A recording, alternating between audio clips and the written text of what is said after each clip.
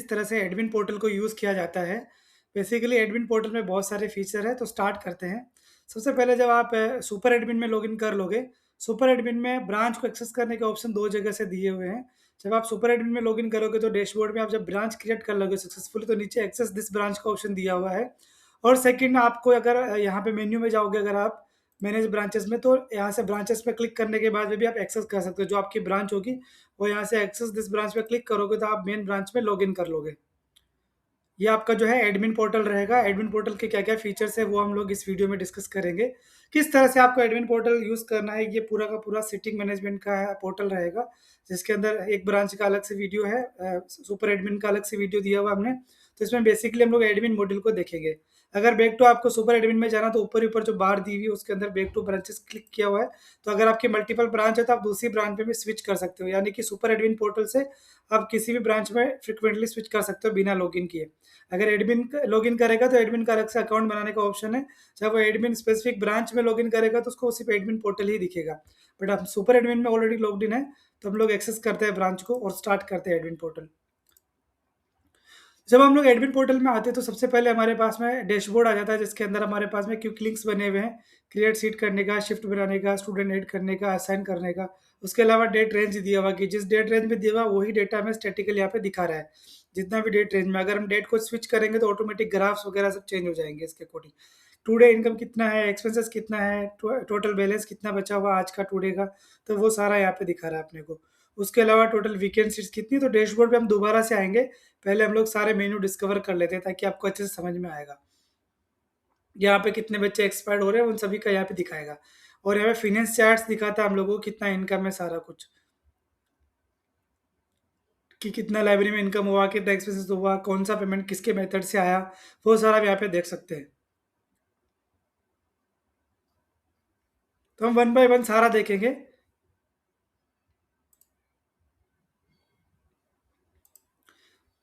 तो स्टार्ट कर लेते हैं हम लोग। सबसे पहला मेन्यू जो है हमारा है वो मास्टर्स है। मास्टर्स में सबसे पहले क्या होता है, लॉकर्स बनाने का ऑप्शन है। जैसे मान लो क्या होता है कई लाइब्रेरी में लॉकर्स फैसिलिटी होती है। अगर आपकी लाइब्रेरी में लॉकर फैसिलिटी तो आप ये यूज़ कर सकते हो, अदरवाइज़ इसको छोड़ सकते हो आप। तो यहाँ पे बहुत सारे लॉकर्स बने हुए हैं। जैसे अगर मान लो आपको लॉकर्स बनाने हैं, बल्क में लॉकर बनाना तो आप लॉकर नंबर दे सकते हैं जैसे वीआईपी। और कितने लॉकर वीआईपी है तो 1 से लेके जैसे 6 लॉकर ऐसे जो वीआईपी से रिलेटेड है। सेव बल्क करोगे तो आपकी वीआईपी लॉकर्स यहाँ पे क्रिएट हो जाएँगे एक साथ। और आपको अगर 1 बाय 1 बनाना है तो 1 बाय 1 भी आप बना सकते हैं यहाँ पे, ठीक है? उसके बाद में लॉकर रिपोर्ट्स मिल जाएगा आपको, जिसके अंदर आपको क्या रहता है, आपको ये रिपोर्ट ऐसा बताएगा कि कौन-सा लॉकर ऑक्यूपाइड और कौन-सा लॉकर अवेलेबल है। अगर ऑक्यूपाइड है तो किसके नाम पे ऑक्यूपाइड है वो भी आपको यहाँ पे दिखाएगा। जैसे मान लो ये ऑक्यूपाइड है तो मोहम्मद फ़ैहान के नाम पे ऑक्यूपाइड है, अगर ये ऑक्यूपाइड है तो अहमद नूर के नाम पे ऑक्यूपाइड है, इस तरह से आपको दिखाएगा और अवेलेबल है। और इवन इसमें ऐसा भी बताएगा कौन-सा लॉकर नंबर है, स्टेटस क्या है, स्टूडेंट का नाम क्या है, मोबाइल नंबर और कौन सी सीट पर वो स्टूडेंट सीट दी हुई है और स्टार्टिंग डेट और एंड डेट कौन सी डेट को ये जो लॉकर है वो अवेलेबल हो जाएगा। तो इतनी सारी इन्फॉर्मेशन आपको यहाँ पे लॉकर रिपोर्ट्स मेन्यू में मिल जाएगी। आप डेट रेंज के अकॉर्डिंग भी यहाँ पे डेटा को फ़िल्टर कर सकते हो। उसके बाद में फ्लोर्स क्रिएट करना। अभी हमने जो नया पोर्टल लॉन्च किया इसके अंदर क्या होता है कि अलग-अलग फ्लोर्स बने होते हैं। बहुत सी लाइब्रेरी में क्या होता है कि हॉल्स नहीं होते, अलग-अलग फ्लोर होते हैं कि जैसे मान लो फर्स्ट फ्लोर पे 40 सीटें हैं और सेकंड फ्लोर पे 50 सीटें, तो आप अलग-अलग फ्लोर्स यहाँ पे बना सकते हो। फ्लोर का नाम जैसे मैंने यहाँ पे फर्स्ट फ्लोर दे दिया, ठीक है? आप सेव चेंजेस करोगे तो यहाँ पे क्रिएट हो जाएगा। आपने ऑलरेडी बनाए हुए first floor, second floor, basement, है ना? इस तरह से अलग-अलग फ्लोर्स अपन ने बनाए हुए हैं। उसके बाद में आपको यहाँ पे जाना है शिफ्ट क्रिएट में। जब आप शिफ्ट जब ये लाइब्रेरी का मास्टर डेटा है तो आपको सबसे पहले मास्टर डेटा यहाँ बनाना होगा।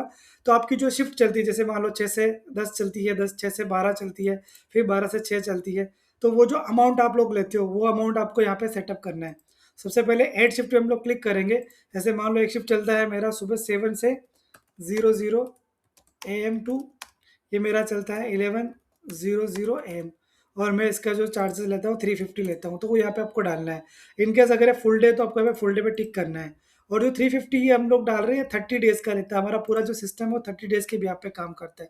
तो यहाँ पे देखो 30 डेज़ के हिसाब से इसने 350 ले लिया। अब यहाँ पे एक सिनेरियो ये होता है कि कई बार ऐसा होता है कि कोई स्टूडेंट बोलता है कि मुझे सिर्फ है ना 15 दिन के लिए ही चाहिए मान लो।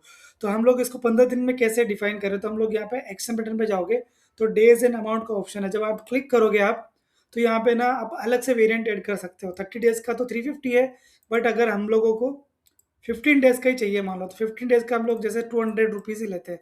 तो 200 आप यहाँ पे एक वेरिएंट और ऐड कर सकते हो। इस तरह से आप एक शिफ्ट के मल्टीपल वेरिएंट ऐड कर सकते हो, ताकि क्या है कि आपको अगर कभी भी बच्चे का 12 दिन का 13 दिन का सीट अगर अलॉट करोगे तो 200 वहाँ पे दिखाएगा आपको। ठीक है? तो इस तरह से आप शिफ्ट बना लोगे।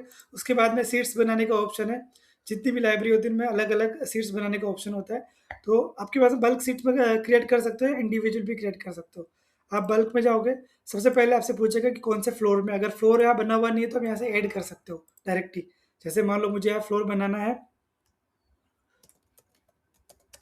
4th फ्लोर, और सेव चेंजेस करेंगे तो यहाँ पे 4th फ्लोर आ जाएगा। फिर 4th फ्लोर के अंदर मेरी जो सीटिंग स्टार्ट होती है वो वीआईपी से शुरू होती है और रिजर्व्ड है, और 1 से लेके मेरा जैसे मान लो 5 सीट्स मैंने बनाई। रिजर्व्ड और नॉन रिजर्व्ड का मतलब होता है कि ऐसी सीट्स है जो जहाँ पे हम लोग सीट अलॉट करेंगे बच्चों को। रिजर्व्ड का मतलब लिखा होएगा कि बच्चा कहीं भी सीट जो सीट अलॉट है वहीं पे बैठ सकता है, और नॉन रिजर्व्ड का मतलब होता है कि बच्चा कहीं भी आए, उसका नंबर लिखा हुआ होगा बट उसका टाइप अगर नॉन नॉन रिजर्व्ड है यानी कि एनआर है, तो बच्चा कहीं भी बैठ सकता है, फ्री फ्रॉम है वो सीट। तो मैं जैसे सीट बल्क में क्रिएट करूँगा तो 4th फ्लोर की मेरी जो है वो वीआईपी सीट्स क्रिएट हो जाएगी यहाँ पे। तो इस तरह से आप जो है वो सीट्स बना लोगे। अगर आपको इंडिविजुअल सीट्स बनानी है तो आप वो भी बना सकते हैं यहाँ पे। ठीक है? उसके बाद में हम लोग जाते हैं ब्रांच स्टाफ के। अगर आपको स्टाफ का अकाउंट क्रिएट करना है तो आप अकाउंट क्रिएट कर सकते हो यहाँ पे। अगर ऑलरेडी अगर अकाउंट नहीं है तो आप बना सकते हो यहाँ पे। जैसे मैं कोई अकाउंट बना लेता हूँ, कमल कमल 01।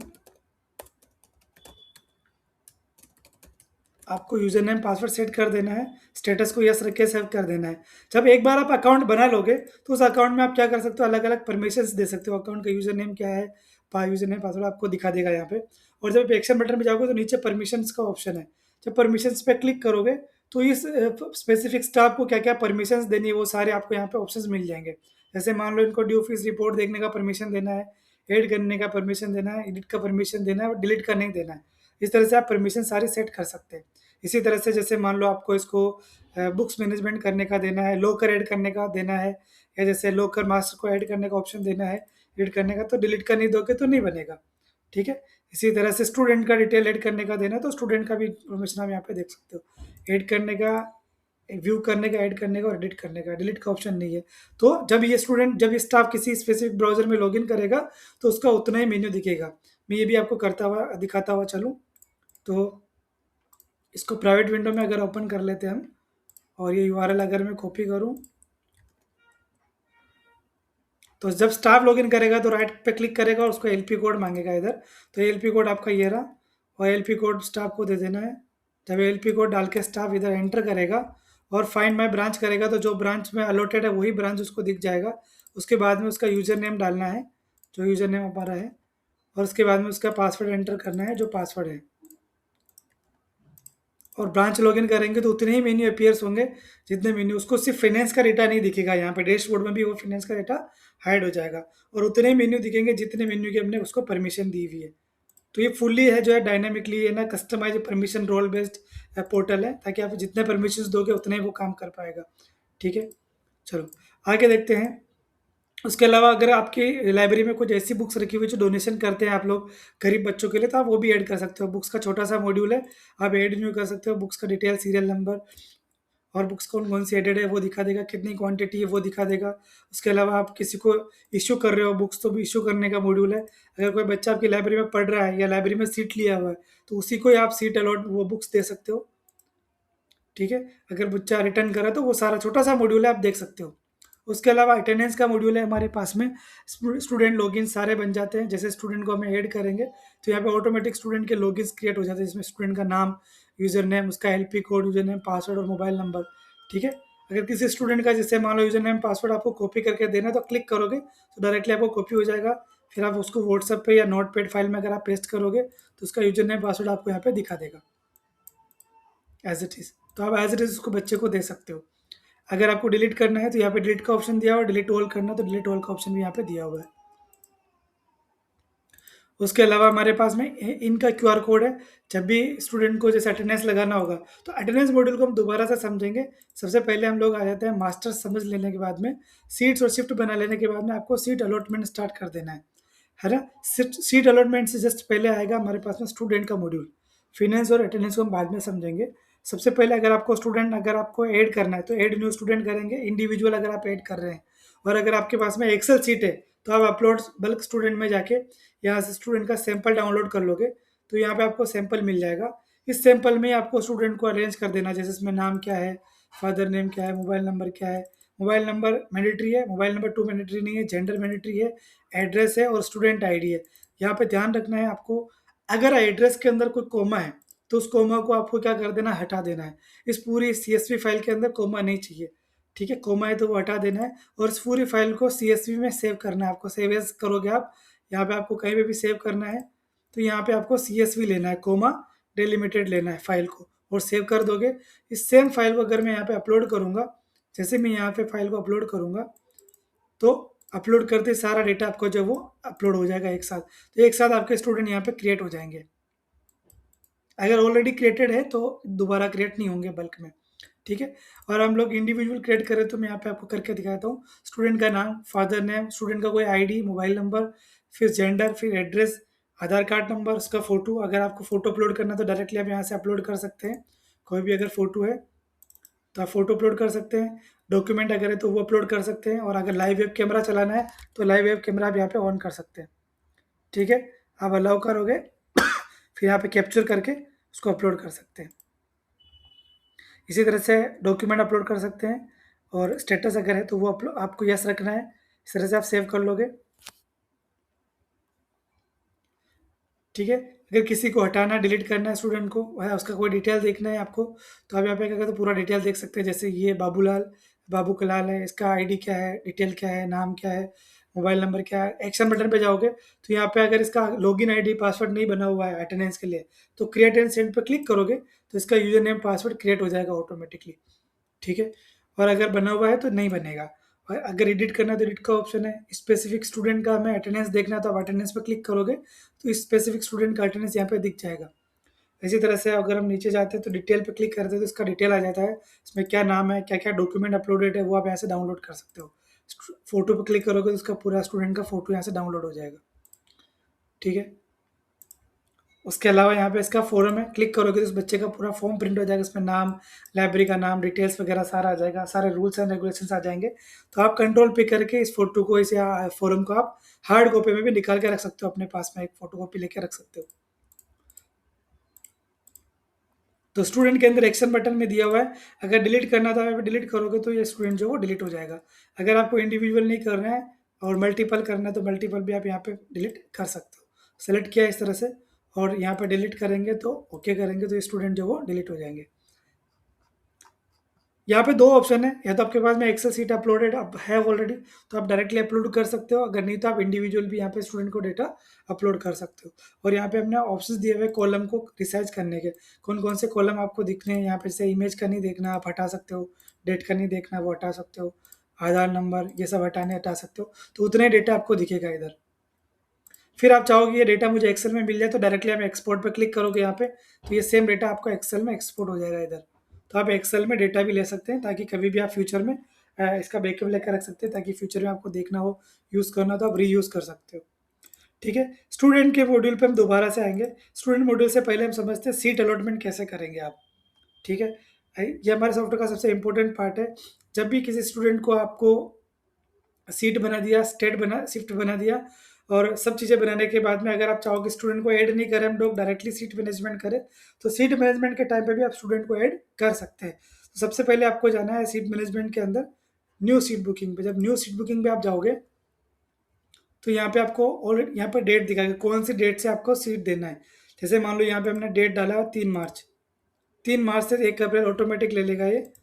जैसे मैं यहाँ पे डालता हूँ 5 मार्च, तो 3 अप्रैल ले लेगा। और जैसे मैं मॉर्निंग शिफ्ट सेलेक्ट करूँगा तो यहाँ पे उस मॉर्निंग शिफ्ट में जो जो सीटें खाली होगी वो दिखा देगा इधर। जैसे बुकड है, ये बुकड किसके नाम पे आप क्लिक करोगे तो यहाँ पे दिखा देगा ये इसके नाम पे बुकड है। और इसी तरह से मान लो B11 पे जाऊँगा तो B11 इनके नाम पे बुकड है। ये मोबाइल नंबर, एड्रेस B11 है, मॉर्निंग शिफ्ट में अलॉटेड है। और ये F4 फरवरी से 5 मार्च तक अवेलेबल है। 5 मार्च के बाद में ये सीट जो अवेलेबल हो जाएगी, ठीक है। आपको यहाँ पे फ़िल्टर डलाने हैं, फ़िल्टर्ड आप कर सकते हो।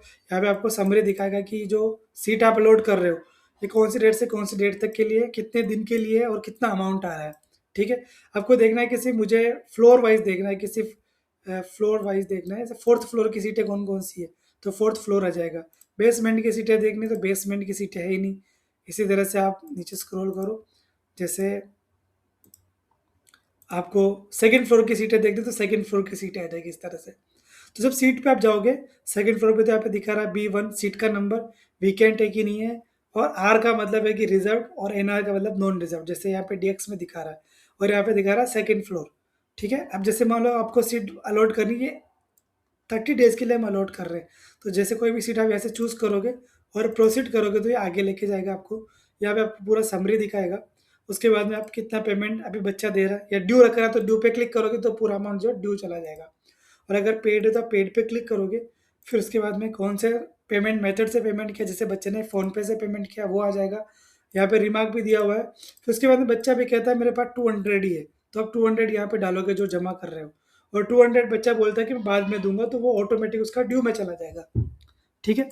अगर आप बच्चा बोलता है कि सर मुझे 50 का डिस्काउंट चाहिए, तो वो 50 का डिस्काउंट आप यहाँ पे डालोगे, तो ऑटोमेटिक जो है वो 150 का ड्यू उसका चला जाएगा, ठीक है? इसके अलावा शो मोर पे आप क्लिक करोगे तो यूटीआर नंबर आपको डालना है, ट्रांज़ैक्शन नंबर वो डाल सकते हो। अगर नेक्स्ट पेमेंट जो 150 ड्यू है वो कब देगा? बच्चा बोलता है कि सर मैं वो 10 तारीख को दूँगा, तो वो आप डाल सकते हो ताकि इसकी अलग से रिपोर्ट हमें मिलेगी। उसके अलावा एडमिशन हम कब ले रहे हैं, वो डेट डाल सकते हो। अगर वन टाइम आप फीस लेते हो रजिस्ट्रेशन फीस, तो आप वो डाल सकते हो।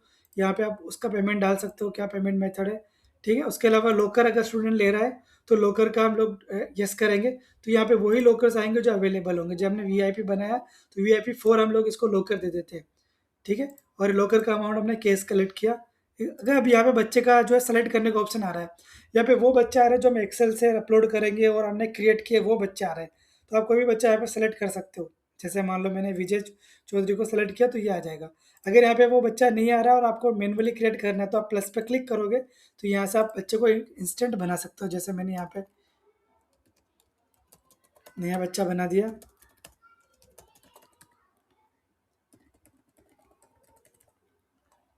फिर यहाँ पे आप जेंडर डाल के एड्रेस डाल सकते हो, और यहाँ पे अगर आपको कैमरा ऑन करना है तो आप कैमरे पे क्लिक करोगे और कैप्चर करोगे तो कैमरे पे पिक्चर आ जाएगी। और अगर आपको अपलोड करना है पिक्चर, तो आप यहाँ से अपलोड कर सकते हो डायरेक्टली, ठीक है? मैं अपलोड कर देता हूँ एक पिक्चर और यहाँ पे अपलोड कर देते हैं, ठीक है? और जैसे सेव करूँगा तो इंस्टेंटली जो स्टूडेंट यहाँ पे सेव हो जाएगा और ऑटोमेटिक सेलेक्टेड हो जाएगा। तो ये पूरा समरी है। अब जैसे मैं कंफर्म करूँगा, कुछ रिमार्क देना तो वो देख सकते हैं। कंफर्म करूँगा तो विदिन 1 सेकंड में आपका जो है सीट बुकिंग है वो बुक्ड हो जाएगा,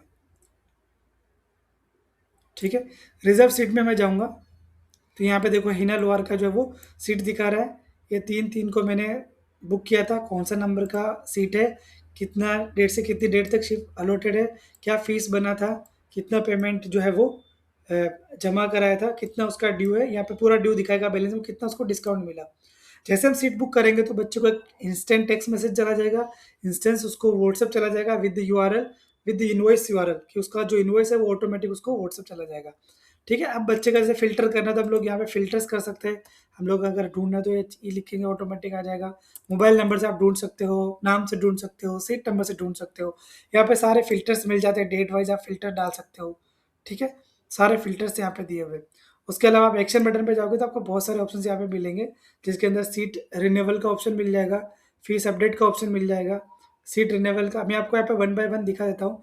अगर आपका बच्चे का टाइम पूरा हो गया है मान लो, 3 दिन पहले आपको रिमाइंडर था, आप सीट रिन्यूअल पे क्लिक करोगे और इस बच्चे को आगे आपको कैरी फॉरवर्ड करना है मान लो, तो आप यहाँ पे रिन्यूअल पे क्लिक करोगे, तो इस बच्चों का आप रिन्यूअल कर सकते हो। जैसे आप रिन्यूअल पे क्लिक करोगे तो ऑटोमेटिक ये अगली डेट ले लेगा, 4 अप्रैल टू 3 मई, ठीक है? ऑटोमेटिक नेक्स्ट डेट ले लेगा। आपको कुछ नहीं करना, बस यहाँ पे आपको पेमेंट डालना है और कन्फर्म रिन्यूअल करोगे तो ये ऑटोमेटिक जो है रिन्यूअल हो जाएगा स्टूडेंट का, ठीक है? उसके बाद में रिज़र्व सीट में आप यहाँ जाओगे, अगर बच्चे का 150 ड्यू था और अगर मान लो हमारा ये बच्चा आता बोलता है 100 रुपीज़ हमारा जमा कर लीजिए, तो हम लोग फ़ीस अपडेट में जाएँगे और यहाँ पे हम 3 मार्च की जगह इस बार हम लोग 6 मार्च को फ़ीस ले रहे हैं अगर, तो हमने यहाँ पे डाला 100 रुपीज़।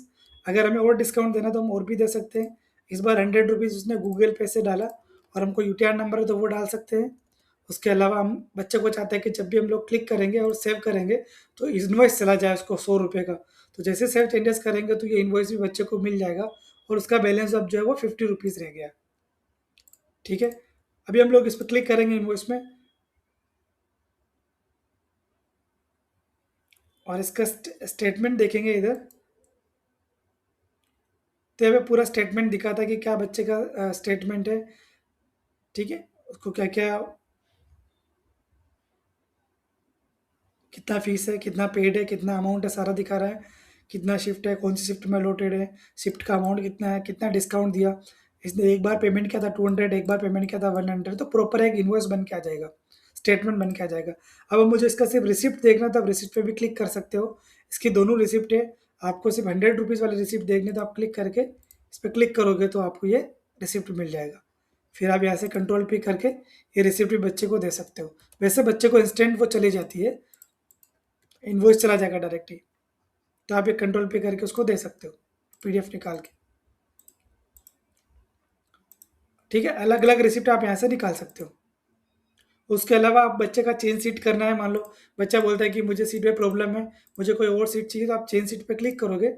ठीक है, तो यहाँ पे क्लिक करने के बाद में आपको ऑप्शन आ जाएगा कि जैसे मान लो अभी अभी कौन सी है, अभी सीट इनकी B6 है मान लो, और चेंज सीट पे आप क्लिक करोगे। यहाँ पे आप सीट को AS5 करनी है मान लो, रीज़न दे दिया कि AC नॉट वर्किंग। ठीक है, प्रॉपरली। और जैसे चेंज सीट पे हम क्लिक करेंगे तो क्या हो जाएगा कि है ना, बच्चे का AS5 सीट हो जाएगा और बच्चे को इंस्टेंटली व्हाट्सएप पे नोटिफिकेशन भी चला जाएगा। तब इस बार AS5 हो गया बच्चे का।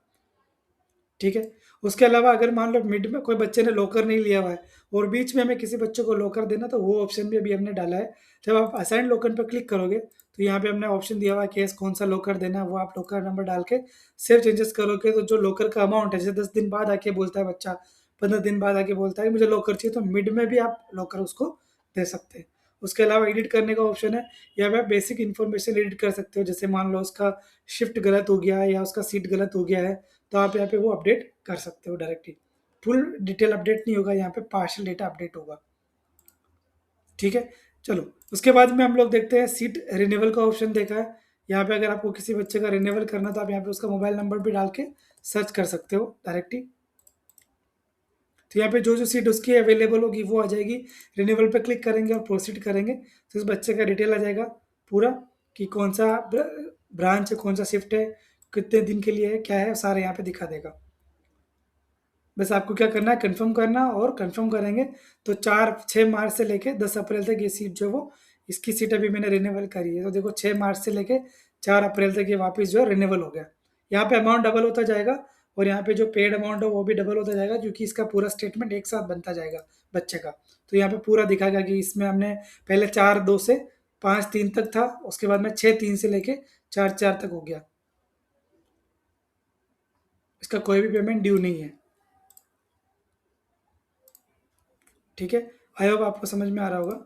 उसके बाद में हम लोगों को किसी को ड्रॉप करना है, जैसे मान लो जैसे इनके बच्चे की सीट हमें चला गया है, या मान लो सीट लाइब्रेरी खाली करके चला गया है, छोड़ के चला गया है मान लो, तो हम क्या करेंगे, इस बच्चे को हमें B8 को खाली करना है। अभी क्या होता है, मेन वाल जब मैं बुक न्यूज़ पे जाता हूँ तो यहाँ पर जैसे B17 या B5 या B11 की अगर अपन बात करें, B11 पे जैसे स्टूडेंट है तो हमें B11 खाली करनी है, बच्चा चला गया लाइब्रेरी छोड़ के, तो हम क्या करेंगे, रिजर्व सीट में जाएंगे और हम B11 पे जाएंगे, जो कि B11 ये रही। ठीक है, तो हम क्या करेंगे, इस पर यहाँ पर क्लिक करेंगे और ड्रॉप शीट करेंगे, तो हमें 3 क्वेश्चंस पूछेगा कि हम चाहते हैं कि बच्चे का जो पेमेंट स्टेटमेंट है वो भी डिलीट हो जाए। ठीक है, तो हम वो टिक कर सकते हैं। अगर रजिस्ट्रेशन फीस हमने ली है तो वो भी डिलीट हो जाए। हम चाहते हैं कि बच्चे का डेटा भी डिलीट हो जाए, तो वो भी टिक कर सकते हो। बट ज़्यादा बढ़िया ये रहता है कि आप बच्चे का डेटा डिलीट नहीं करो, ताकि फ्यूचर में वो कभी भी आए तो आप उसको ये सेम सीट दोबारा से दे सकते हो, कोई भी सीट आप दे सकते हो, तो उसका डिटेल आपके पास में सेव रहेगा। जैसे मैं कंफर्म करूँगा तो पेमेंट भी रीसेट हो जाएगा, और जो B11 सीट है वो हमारी खाली हो जाएगी। बुकिंग न्यू सीट में जाएंगे अगर हम लोग और सीट देखेंगे तो हमारे पास में जो है B11 वो अब खाली हो गई। ठीक है, इसी तरह से अभी हमारे पास में AS5 है, वो बुकड आ रही है मॉर्निंग शिफ्ट में। अगर मैं मॉर्निंग शिफ्ट को हटा के होल फुल डे में करूँगा तो भी क्योंकि बुकड आएगा, क्योंकि पार्शल है वो। और अगर मैं मान लो 7 to 11 AM करूँगा तो मैं इसमें बुक दे सकता हूँ, क्यों, क्योंकि ये दोनों पार्शल शिफ्ट है, तो मैं S5 इसमें दे सकता हूँ। बट फुल डे में मैं नहीं दे सकता, क्योंकि फुल डे में ये ऑक्यूपाइड नहीं, क्योंकि ये पार्ट में हमने दे रखी है ऑलरेडी। तो इस तरह से आप है ना मल्टीपल फिल्टर्स भी आप कर सकते हो। कोई बच्चा कहता है कि मुझे दोनों शिफ्ट में चाहिए, मॉर्निंग में और इस वाले में, तो दोनों का फ़िल्टर करके निकाल सकते हो डेटा को। ठीक है, उसके बाद में एक चैलेंज और आता है कोई बच्चा कहता है कि सर मुझे ना 2 महीने के लिए सीट बुक करना है मान लो, तो मॉर्निंग में सीट सेलेक्ट करोगे और आप यहाँ पर डेट को है 2 महीने के लिए कर लोगे। तो आपने 3 मार्च किया, 1 अप्रैल तक क्लिक किया हमने, उसके बाद में मैं यहाँ पे करता हूँ 1 मई कर देता हूँ मान लो। तो यहाँ पे 60 दिन हो गए, 60 दिन का हमारा अमाउंट जो मल्टीप्लाई हो गया 800 से। तो इस तरह से आप 2 महीने की करनी है अगर आपको, तो आप डेट को एक्सटेंड कर सकते हो। फिर आप S2 पे क्लिक करके प्रोसीड करोगे, तो यहाँ पे अमाउंट है वो 200 आएगा, यानी कि ये 1 मई तक के लिए आएगा। यानी कि आप एक ही सीट को जो है 2 महीने के लिए अलॉटमेंट करें, तो ये 2 मई तक 1 मई तक ये सीट जो है बुक्ड रहेगा इस बच्चे के नाम पे। ठीक है? तो इस तरह से एडवांस सिस्टम से आप सीट बुकिंग को मैनेज कर सकते हो। उसके अलावा यहाँ पे एक्सपोर्ट करने का ऑप्शंस है, वो देख सकते हो। आपको सारी सीटें खाली करनी है या मल्टीपल सीट को खाली करना है, तो आप सेलेक्ट करके बल्क ड्रॉप का ऑप्शन है, बल्क ड्रॉप के ऑप्शन में आप ओके करोगे, तो यहाँ पे आपको पेमेंट डिटेल ये सब हटाना है और ओके करोगे तो ये मल्टीपल आपका सीट जो खाली हो जाएगा। मैं भी कर नहीं रहा हूँ, दिखाने के लिए बता रहा हूँ आपको। ठीक है? इसी तरह से किसी बच्चे का अगर हमको मान लो सीट फाइंड करना है, किसी स्पेसिफिक सीट को फाइंड करना है, तो आप सीट फाइंडर पर क्लिक करोगे। उसके बाद में आप मोबाइल नंबर डालोगे और सर्च करोगे, उस बच्चे का पार्टिकुलर बच्चे का सीट का रिकॉर्ड आ जाएगा। तो आप यहाँ पे उस बच्चे का डिटेल से आप जितनी भी एक्टिविटी करनी है वो आप कर सकते हो। ठीक है? उसके अलावा बुकिंग रिक्वेस्ट का ऑप्शन है हमारे पास में। ये बुकिंग रिक्वेस्ट क्या होता है, जब भी कोई स्टूडेंट हमारी फ्रंट वेबसाइट से, जो पब्लिक प्रोफाइल हम लोग बनाते हैं, जो हमारी लाइब्रेरी प्रो की मेन वेबसाइट है, जब मेन वेबसाइट में आपकी लाइब्रेरी लिस्टेड होती है, तो उस लाइब्रेरी की जब लिस्टेड होती है तब क्या होता है कि उस लाइब्रेरी में से कोई भी स्टूडेंट आपको रिक्वेस्ट करता है मान लो, जैसे ये पब्लिक प्रोफाइल आपको दिख रहा है, यहाँ से कोई बच्चा जैसे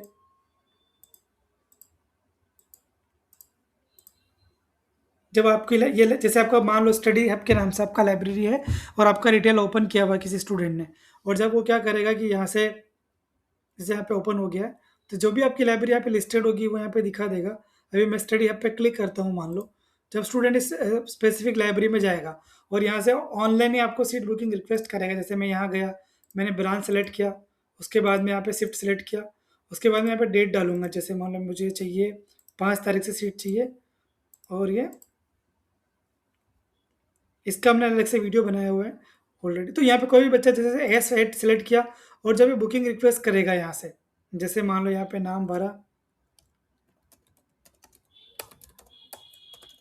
और पूरा इन्फॉर्मेशन भरने के बाद में जब कंफर्म करेगा, वो कंफर्म करेगा और जैसे रिक्वेस्ट करेगा, तो ये रिक्वेस्ट जो है आपको यहाँ पे दिखेगी बुकिंग रिक्वेस्ट के अंदर। तो बुकिंग रिक्वेस्ट के अंदर जब आपको दिखेगी तो आपको उसको बस एनेबल और डिसेबल करना है, यानी एक्टिवेट और मतलब असाइंड और डीअसाइंड करना है। जब आप असाइंड करोगे तो आपको ऑटोमेटिक स्टूडेंट का डेटा फिल हो जाएगा, ऑटोमेटिक इसको सीट अलॉट हो जाएगी। तो आप ये भी करके देख सकते हैं सी बुकिंग रिक्वेस्ट का। उसके अलावा कितने ऐसे स्टूडेंट है जो रनिंग में है वो आप देख सकते हो। ये सारे स्टूडेंट रनिंग में, रनिंग इन द सेंस क्या होता है कि जिनकी एंड डेट है ना आज की डेट से अबव है, यानी कि आज की डेट से ऊपर है, वही डेटा यहाँ पे दिखाएगा। उसके अलावा अगर हम शिफ्ट वाइज देखना चाहते हैं तो शिफ्ट वाइज भी आपको यहाँ पे डेटा दिखा देगा। ये सारी मॉर्निंग शिफ्ट है।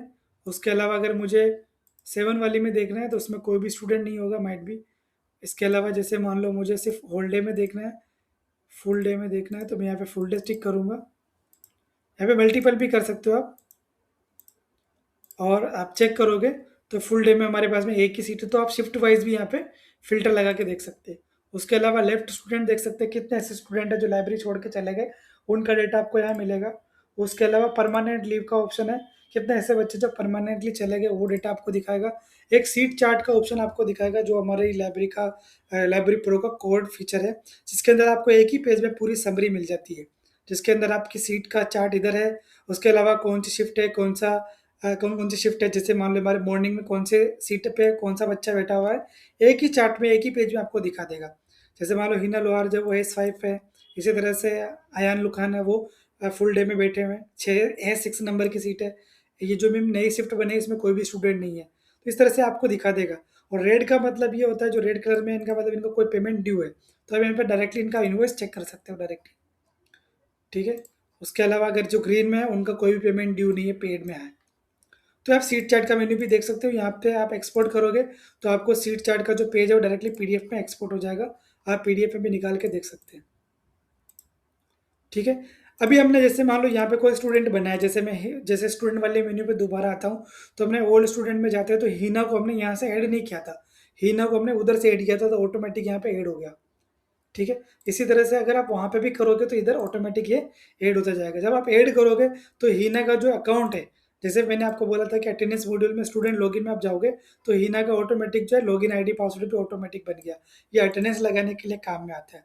जब आप जब आप ऑलरेडी स्टूडेंट का सीट अलॉट कर दोगे, तो आप चाहते हो कि हमारे स्टूडेंट जो है अटेंडेंस मॉड्यूल पे भी काम करे, तो आप यहाँ पे इन का और आउट का क्यूआर कोड लगा सकते हैं।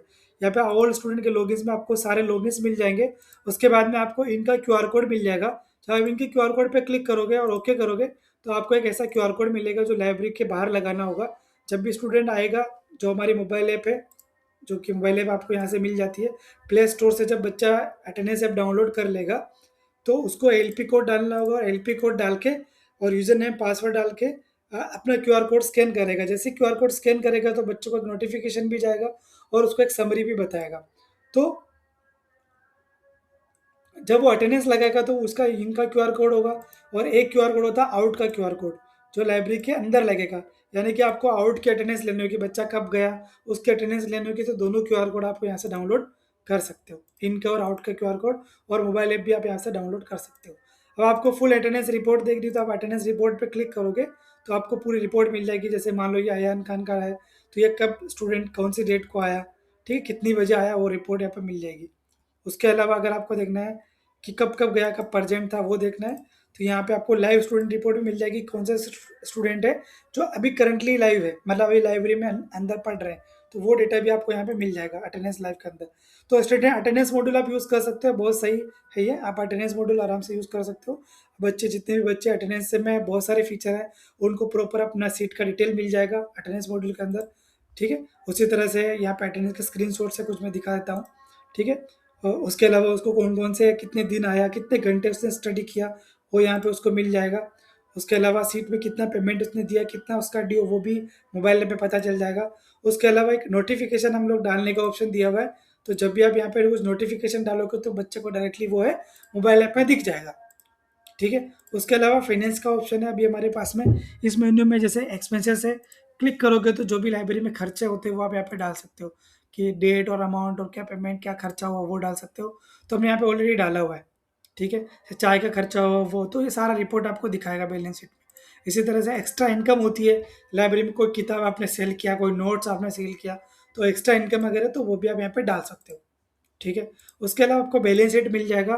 बैलेंस शीट के अंदर क्या होता है कि आपको प्रॉपर पूरा रिपोर्ट यहाँ पे दिखाएगा कि कितना हमारा टोटल इनकम हुआ, कितना एक्सपेंसेस हुआ, कितना बैलेंस हमारे पास में बचा हुआ है। आप यहाँ पे डेट रेंज फ़िल्टर कर सकते हो। किसी स्पेसिफिक यूज़र ने अगर कोई एंट्री करी है, तो उसका भी रिकॉर्ड आप यहाँ पे देख सकते हैं। जैसे अभी कमल का हमने बनाया है, तो इसने कोई एंट्री नहीं करी, तो उसका कोई रिकॉर्ड नहीं है। आप डेट वाइज़ देख सकते हो, जैसे मुझे 1 मार्च से लेके 31 मार्च तक का चाहिए, तो आप वो रिकॉर्ड भी यहाँ पे देख सकते हो। सिर्फ वही रिकॉर्ड आपको दिखाएगा। तो ₹450 हमारा सिर्फ ये इनकम हुआ है, ठीक है? तो इस तरह से आपको बैलेंस शीट मिल जाएगा, आपको डेटा को एक्सपोर्ट कर सकते हो। उसके अलावा स्टूडेंट का रिकॉर्ड मैंने आपको समझा दिया है। उसके अलावा स्टूडेंट के अंदर रिपोर्ट्स मेन्यू में एक और ऑप्शन है कि आपको ऐसा देखना है कि कौन से ऐसे बच्चे हैं जिनके फ़ोटोज़ हमने अपलोड नहीं किए, तो वो वाली रिपोर्ट आपको अलग से मिल जाती है इसके अंदर, कि ये सारे वो बच्चे हैं जिनके फ़ोटो अपलोडेड नहीं है। आपको ये देखना है कि कौन से ऐसे बच्चे हैं जिनके डॉक्यूमेंट अपलोडेड नहीं है, तो वो आपको मिल जाएँगे। इन बच्चे के डॉक्यूमेंट, किसी का आधार कार्ड नहीं है, किसी का पैन कार्ड नहीं है, तो वो अपलोडेड नहीं है, वो डेटा आपको मिल जाएगा। उसी तरह से आपको पार्शियल डॉक्यूमेंट, किसी बच्चे का फ़ोटो है बट आधार कार्ड नहीं है, तो वो रिपोर्ट भी आपको मिल जाएगी। उसके अलावा आपको ऐसा देखना है कि कंप्लीटेड स्टूडेंट कितने हैं, जिनके फ़ोटो, डॉक्यूमेंट सब कुछ कंप्लीट है, तो वो रिपोर्ट आपको इधर मिल जाएगी। उसके अलावा स्टूडेंट लॉगिन वही है, जो अटेंडेंस मॉड्यूल में काम आता है। उसके अलावा स्टूडेंट का आईडी कार्ड है। जब आप आईडी कार्ड पे क्लिक करोगे तो जितने भी स्टूडेंट का फ़ोटो, नाम, मोबाइल नंबर, वो सारा यहाँ पे आपको प्रिंट हो जाएगा। ठीक है? ये एक बार आप प्रिंट करके निकाल के रख सकते हो, फिर आप एवरी एवरी मंथ जब रिन्यूअल करते हो, तो सील साइन करके बच्चे को आईडी कार्ड पे दे सकते हो। उसके अलावा सिंगल आईडी कार्ड सिलेक्शन आपको चाहिए, तो आप वो निकाल सकते हो मोबाइल नंबर डाल के। ठीक है? उसके अलावा हमारे पास में स्टूडेंट में आईडी कार्ड सिलेक्शन है। आपको जैसे मान लो 10 बच्चों में से सिर्फ 2 बच्चों का आईडी कार्ड चाहिए, दोनों बच्चों को सेलेक्ट करके प्रिंट करोगे तो सिर्फ दोनों बच्चों का ही आईडी कार्ड प्रिंट होगा। तो इस तरह से आप आईडी कार्ड मॉड्यूल भी हमारा यूज़ कर सकते हैं। सीट मैनेजमेंट में आपको सारा समझा दिया है। उसके अलावा रिपोर्ट मेन्यू है। रिपोर्ट मेन्यू में हमारे पास पेमेंट रिमाइंडर है कि जैसे किसी बच्चे ने बोला था कि मैं 10 तारीख को पेमेंट करूँगा, मैं 5 तारीख को पेमेंट करूँगा, या 3 तारीख है, अभी किसी बच्चे ने बोला मैं 5 मार्च को पेमेंट करूँगा। तो यहाँ पे उन बच्चों का रिकॉर्ड आएगा जिन जिन बच्चों ने बोला था कि 5 मार्च को मैं पेमेंट करूंगा। तो आप उन बच्चे को सेलेक्ट ऑल करके सेंड रिमाइंडर भेजोगे, तो उन सभी बच्चों को कोरस्पॉन्डिंग द अमाउंट रिमाइंडर चला जाएगा। ठीक है। उसके अलावा हॉलीडे रिमाइंडर्स है कि जैसे लाइब्रेरी में छुट्टी है, मान लो कोई प्रॉब्लम है, कौन सी डेट को क्लोजिंग है, जैसे मान लो मुझे 5 तारीख को हॉलीडे की छुट्टी का अनाउंस करना है और लाइब्रेरी वापस कब खुलेगी, जैसे 6 तारीख को खुलेगी, तो मैंने 6 तारीख यहाँ पे डाली। क्या रीज़न है, मैंने डाला यहाँ पे होली सेलिब्रेशन। ठीक है। कुछ और आपको टाइटल डालना तो आप डाल के सेंड रिमाइंडर करोगे, तो ये टेक्स्ट मैसेज जो है वो टेक्स्ट मैसेज पे भी जाएगा और व्हाट्सएप पे भी जाएगा। इसकी सेटिंग ऑलरेडी हमने बता रखी है सुपर एडमिन पोर्टल में। अगर आप वहाँ पे इनेबल करके रखोगे और सेंड करोगे तो सभी बच्चों का एक साथ हॉलीडे रिमाइंडर चला जाएगा। उसके अलावा ड्यू फीस रिमाइंडर है। जैसे हीना का हमारा 50 रुपीज़ ड्यू था, हमें सिर्फ इसको इसी को रिमाइंडर भेजना है। तो यहाँ पे आप क्लिक करोगे, या आप सभी बच्चों को भेजना है तो टिक करोगे और सेंड रिमाइंडर करोगे, तो जिनका जितना जितना पेमेंट ड्यू है उतना उतना उनको रिमाइंडर चला जाएगा। जैसे 50 रुपीज़ ड्यू है तो उनको 50 रुपीज़ को करस्पॉन्डिंग रिमाइंडर चला जाएगा। उसके अलावा हमारे पास में अपकमिंग कौन कौन से ऐसे बच्चे हैं जिनका सीट एक्सपायर होने वाला है, तो आप क्लिक करके देख सकते हो कि इनका बच्चों का सीट जो है वो आने वाले 7 दिन में एक्सपायर होने वाला है, 3 दिन में एक्सपायर होने वाला है। ये रिपोर्ट्स आपको डैशबोर्ड में भी दिखाता है और यहाँ पे भी आपको दिखाता है अगले 3 दिन में किन किन का एक्सपायर होने वाला है, अगले 4 से 7 दिन में किन का एक्सपायर होने वाला है, अगले 8 से 14 दिन में किन का सीट एक्सपायर होने वाला है, अगले 1 से 3 दिन में किन का एक्सपायर होने वाला है। वो क्लिक करोगे सिर्फ उन्हीं का रिकॉर्ड आएगा, अभी उनका किसी का नहीं है। जैसे अगर अगले 4 से 7 दिन का देखना है, तो अगले 4 से 7 दिन में 2 बच्चे हैं जिनका सीट रिन्यूअल एक्सपायर होने वाला था। आप उन दोनों बच्चों को सेलेक्ट किया और रिमाइंडर भेज सकते हैं कि ये सीट अपना जो है वो रिन्यूअल करवाइए, इस तरह से करके। पूरा प्री डिफाइंड मैसेज है, आपको बस रिमाइंडर भेजना, ऑटोमेटिक चला जाएगा।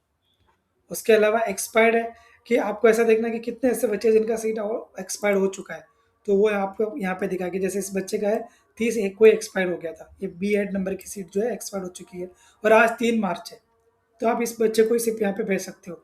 अगर बच्चा बोलता है कि मैं नहीं आऊँगा, मैंने लाइब्रेरी छोड़ दिया है, तो आप परमानेंट लीव यहाँ पे कर सकते हो। जब परमानेंट लीव पे आप क्लिक करोगे, यहाँ पे ओके डालोगे, यहाँ पे रीजन डालोगे कि नॉट कंटिन्यू, कुछ भी आप रीजन डालोगे और आप ओके करोगे, तो जो यहाँ पे जब परमानेंट लीव करोगे तो बच्चे का डेटा हटेगा नहीं, बस इस रिपोर्ट में आने से चला जाएगा, यहाँ से रिपोर्ट में नहीं आएगा। और ओके करोगे,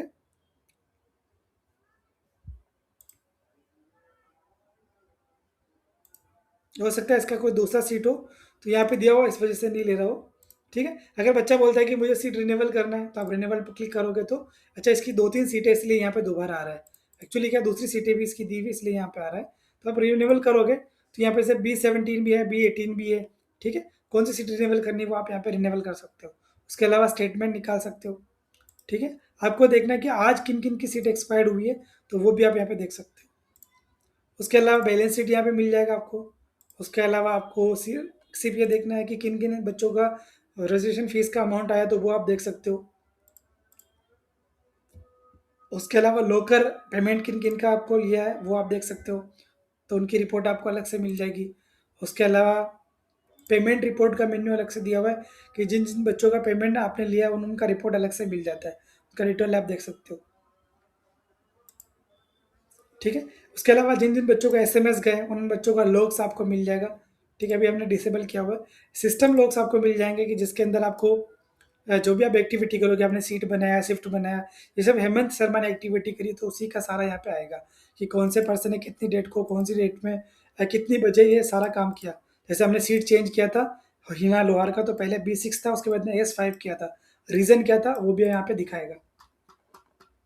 तो सारे लोग यहाँ पे बनते जाएंगे। उसके बाद में अदर्स में आप देखोगे तो कोई इंक्वायरी आपको लेना है तो इंक्वायरी आप मैनेज कर सकते हो। ठीक है। कुछ कुछ भी जैसे इंक्वायरी है तो आप यहाँ पे ऑल इंक्वायरीज में जाओगे तो इंक्वायरीज है, कोई जैसे दोबारा आने की बोला है, कल आने की बोला, तो आप ले सकते हो। उसके अलावा नोटिफिकेशन है, ये कोई भी नोटिफिकेशन आप यहाँ पे डालोगे, जैसे हमने ऑलरेडी नोटिफिकेशन डाला हो, कोई ऑफर है कुछ है, तो ये क्या होता है कि जब आप नोटिफिकेशन डालते हो तो नोटिफिकेशन जो है हमारे यहाँ पे जब आप सीट अलॉटमेंट जो पब्लिक प्रोफाइल है वहाँ पर भी दिखता है, और जो मोबाइल ऐप है उसके अंदर भी हमारा नोटिफिकेशन दिखेगा। जैसे अगर आप यहाँ पे देखोगे तो यहाँ पे आपको दिखा रहा है।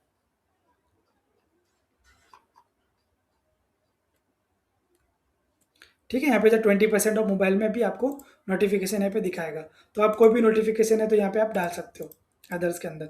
उसके अलावा एक जनरल मैसेज सेंड करने का भी बहुत सी लाइब्रेरी को कुछ जनरल रिमाइंडर देना होता है कि हमको कुछ जनरल इंक्वायरी करनी है मान लो, तो आप यहाँ पे क्या कर सकते हो, कोई भी 150 कैरेक्टर का रिमाइंडर डाल सकते हो, कि कुछ काम आ गया है या कुछ इमरजेंसी, कुछ भी आप यहाँ पे डाल सकते हो। तो 150 कैरेक्टर्स का आप कुछ भी टेक्स्ट डालोगे, जैसे होली सेलिब्रेशन, है ना? कुछ भी आप डालोगे, जो भी आपको डालना है, और सेलेक्ट ऑल करोगे और सेंड एज़ मैसेज करोगे, तो जो ये मैसेज है, वो सभी बच्चों को व्हाट्सएप पे चला जाएगा। ठीक है? तो जनरल मैसेज आप 10,000 बच्चों, 500 बच्चों, 100 बच्चों को एक साथ आप मैसेज भेज सकते हो। उसके अलावा सेटिंग का ऑप्शन है कि स्पेसिफिक ब्रांच में ब्रांच का हेड चेंज करना है, ब्रांच का नाम, ईमेल, मोबाइल नंबर, जो मेरी इनवॉइस में दिखता है, वो आप यहाँ से खुद ही चेंज कर सकते हो। ठीक है? लोगो आप अपडेट कर सकते हो यहाँ पे। उसके अलावा प्रोफाइल में जाके चेंज पासवर्ड का ऑप्शन है, तो आप एडमिन का पासवर्ड भी यहाँ से चेंज कर सकते हो। अब हम डैशबोर्ड में दोबारा आते हैं, तो डैशबोर्ड में आपको दिखाता है, देखो टुडे इनकम है, हमारे जो आज की इनकम है वो दिखा रहा है। ठीक है? अगर हम डेट को स्विच करते हैं, जैसे अगर हमने मान लो इसको 31 की जगह जनवरी करते हैं, तो ऑटोमेटिक ही हमारा जो है, और अप्लाई करते हैं, तो जैसे इसका मैं बैक डेट में करूँ, मान लो जनवरी की जगह मैं दिसंबर करता हूँ, और यहाँ पे 1 दिसंबर करता हूँ, और इधर जो है मैं मार्च की जगह जनवरी करता हूँ, और जनवरी में मैं 1 तारीख करता हूँ। तो और फिर अप्लाई फ़िल्टर करते हैं, तो यहाँ पे देखो टुडे इनकम भी चला गया हमारा, और ग्राफ वगैरह सब चले गए, क्योंकि हमने क्या है ना, पुराने डेट में डेटा देख रहे हैं, इस वजह से। जब आप इसको रिस्टार्ट करोगे दोबारा से, तो टुडे में किन का क्या इनकम हुआ, उसके अलावा कितना एक्सपेंसेस हुआ, टोटल कितना रजिस्ट्रेशन फीस आया, लोकर का कितना पेमेंट आया, बैलेंस कितना आया, उसके अलावा टोटल सीट्स कितनी है हमारी, टोटल रिजर्व कितनी है, टोटल वीकेंड कितनी है। अब 35 हमारी वीकेंड है, बट हमें ये देखने की कौन कौन सी वीकेंड है, मान लो। तो आप व्यू पे क्लिक करोगे, तो यहाँ पे आपको मॉडल में दिखाता है कि फर्स्ट फ्लोर में ये S1 अवेलेबल है, S2 अवेलेबल है, S3 है, फिर S4 है, B1, B2, B3, B4, B5, B6। ठीक है? तो इस तरह से आप सारी सीटें वो देख सकते हो जो सीट अवेलेबल है। ठीक है? उसके अलावा आपको ग्राफ दिखा देगा कि कौन से स्टूडेंट है जिनको एक्सपायर्ड हुए, एक स्टूडेंट ऐसा है जो एक्सपायर्ड हो चुका है, ये कितने स्टूडेंट है, ये 2 स्टूडेंट ऐसे हैं जो अगले 4 से 7 दिनों में एक्सपायर्ड होने वाले हैं। ठीक है? उसके अलावा सीट अवेलेबिलिटी यहाँ पे आपको ग्राफ पे दिखा देगा, आपको लॉकर फैसिलिटी का पूरा ग्राफ दिखा देगा। उसके अलावा कितने रनिंग स्टूडेंट है, कितने लीव्ड स्टूडेंट है, किसी भी सीट पे आप क्लिक करोगे, जैसे विदिन 1 टू 3 डेज़ में कुछ भी नहीं है, आप यहाँ पे भी क्लिक करोगे तो डायरेक्टली आपको उस रिपोर्ट में लेके चला जाएगा। उसके अलावा एक्सपायर्ड का आ गया, उसके अलावा कितनी बुकिंग रिक्वेस्ट है आपकी जो फ्रंट वेबसाइट से आई है, लॉकर का आपको दिखा देगा, यूजर्स लॉग्स आपको दिखा देगा, और टोटल बैलेंस शीट आपका फाइनेंस दिखा देगा, कितना इनकम हुआ है, कितना एक्सपेंसेस हुआ है, और कितना आपके पास बैलेंस बचा हुआ है। ये हमारा एक डैशबोर्ड का एक टैब है। दूसरे टैब में अगर आप स्विच करोगे, तो यहाँ पे पूरा एक्सपेंसेस इनकम दिखाएगा। ठीक है? ब्रेकडाउन करके दिखाएगा कितना पेमेंट किस-किस से आया, कितना पेमेंट आपको जो है वो चार्ट में दिखाएगा, क्रेडिट कार्ड से कितना आया, डेबिट कार्ड से कितना आया, कैश से कितना आया, नेट बैंकिंग से कितना आया। ठीक है? डेली कितना पेमेंट कलेक्ट हुआ, कितना इनकम हुआ आज की डेट में, तो 7 डेज़ का फ्लो दिखा देगा, है ना? तो सारा आपको यहाँ पे ग्राफिकल डेटा भी आपको दिखाएगा।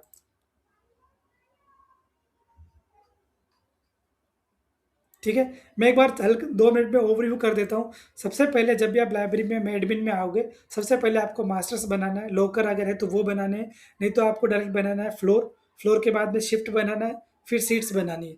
सीट्स बनाने के बाद में आपको डायरेक्टली सीट असाइनमेंट स्टार्ट कर देना है।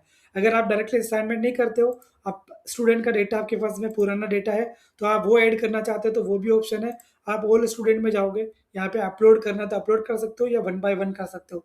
बेस्ट ऑप्शन क्या है कि डायरेक्टली आप सीट असाइन स्टार्ट कर दोगे इधर से, तो जब सीट असाइनमेंट स्टार्ट करोगे, और किसी सीट को स्टार्ट करके अब जब स्टूडेंट को ऐड करना होगा, तो आप वन बाय वन भी यहाँ पे कर सकते हो।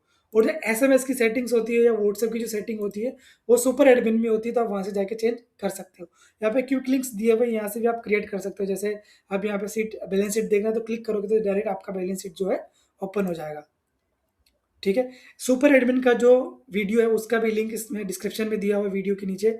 उसके अलावा वेबसाइट का भी डिस्क्रिप्शन में दिया हुआ है, लिंक दिया हुआ है वीडियो का, वो भी आप देख सकते हैं। कोई भी इंक्वायरीज़ है वो आप देख सकते हैं। फ्रीक्वेंटली हम लोग चेंजेस करते रहते हैं। सॉफ्टवेयर को कैसे परचेज़ करना है, उसके लिए आप सिंपल सा है, आप लाइब्रेरी प्रो की वेबसाइट पे जाइए, आप यहाँ पे प्राइसिंग दिया हुआ है, आप सिंपल सा प्राइसिंग से आप 7 डेज़ का डेमो लेके देख सकते हैं। आपको सिल्वर प्लान लेना है, मंथली पे करके भी आप यूज़ कर सकते हैं। और अगर आप 6 मंथ का लोगे या 12 मंथ का लोगे, तो अलग-अलग डिस्काउंट्स दिए हुए आप यूज़ करके देख सकते हैं। ठीक है? और अगर आपकी लाइब्रेरी जैसे ऑन बोर्ड हो जाती है एक बार, तो आपको पब्लिक से भी, मतलब बहुत सारे स्टूडेंट्स होते हैं जो गूगल पे सर्च करते हैं। तो अगर आपकी लाइब्रेरी यहाँ पे गूगल पे होगी, तो आपको उसका बहुत सारा बेनिफिट मिलेगा। आपके यहाँ पे सीट अवेलेबिलिटी मिल जाएगा, एमिनिटीज़ मिल जाएगा, रिव्यूज़ आपके स्टूडेंट देख सकते हैं, गैलरीज़ आपका सेक्शन देख सकते हैं कि क्या-क्या फैसिलिटीज़ है, कॉन्टैक्ट अस क्या-क्या आपका लाइब्रेरी एग्ज़ैक्ट कहाँ पे है। तो ये आपको जो लिस्टिंग है बिल्कुल फ्री ऑफ कॉस्ट मिलेगा, इसका कोई चार्जेस नहीं है। आप अपनी लिस्टिंग को एक्सप्लोर कर सकते हो, गूगल पे एक्सप्लोर कर सकते हो। कोई भी बच्चा आता है तो लाइब्रेरी प्रो पे यहाँ पे ढूँढता है, तो अभी हमारे लाइव पोर्टल पे कम से कम 2000 से प्लस लाइब्रेरी ऑलरेडी ऑनबोर्डेड है पूरे इंडिया में। तो आप अपनी लाइब्रेरी को भी यहाँ पे ऑनबोर्ड कर सकते हैं, ठीक है? और इसी तरह से मैं आपको यहाँ पे एडमिन पोर्टल जो एक्सप्लेन किया है, आपको कुछ भी कन्फ्यूजन है तो आप इंक्वायरी कर सकते हैं डायरेक्टली।